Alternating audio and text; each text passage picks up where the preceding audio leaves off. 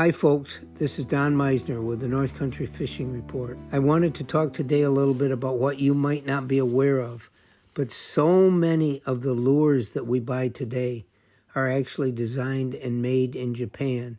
And I remember back maybe in the 50s when the Japanese started sending some lures here to America to be sold. They were the most poorly made, cheap things, and it was just amazing to see the difference now. But over the years, the bass fishing tournament world moved to Japan. It didn't leave here. We had sub-tournament trails that were overseas, and bass fishing became a huge part of the sports world of Japan. And as a result of this, those bass that live in these lakes over there, they get fished so heavily. There is so much fishing pressure that you can't imagine. I guess I can't imagine either. I've never been there. I'm only telling you what I do imagine and what other people have told me.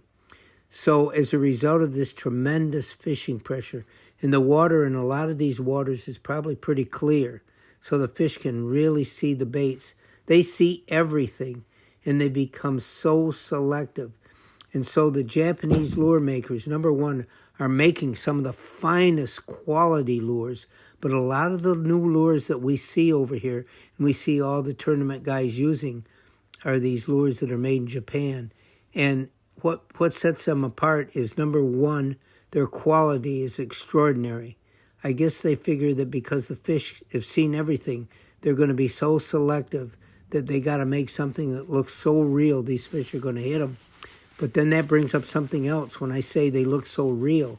So many of these lures look real only to somebody on a psychedelic trip or something. They are so strangely shaped, and you'd think, how could a fish ever want to hit these things? I mean, they look like something out of a horror movie. These little creatures that I've never seen anything like them. But apparently the bass will hit them. And these are some of the lures that you're seeing coming on the market now. They're coming from Japan, and so they're very expensive, and they're really well made. And that brings up another thought. You know, we've talked about how well fish can see, how trout can see the tiniest differentiation in a bug so small that our eyes can hardly see it. And yet these fish can see this stuff. So how much does this play? I don't know.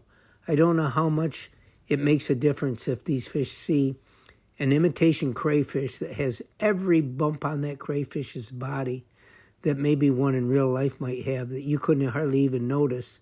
But yet these Japanese lure makers have tried to take this into effect, and maybe it makes a difference. I don't know. You be the judge of that, but just be aware that a lot of these new strange-looking lures you're seeing, they're coming from Japan. And they're coming from anglers that have tried everything. And maybe it's because these are so different that the fish aren't afraid of them or aren't leery of hitting them. I don't know, but it's something to be aware of. And I'm not saying this so much as to be aware that other things that we have might be made overseas, and we always want to buy everything that's made in America, and that's very understandable.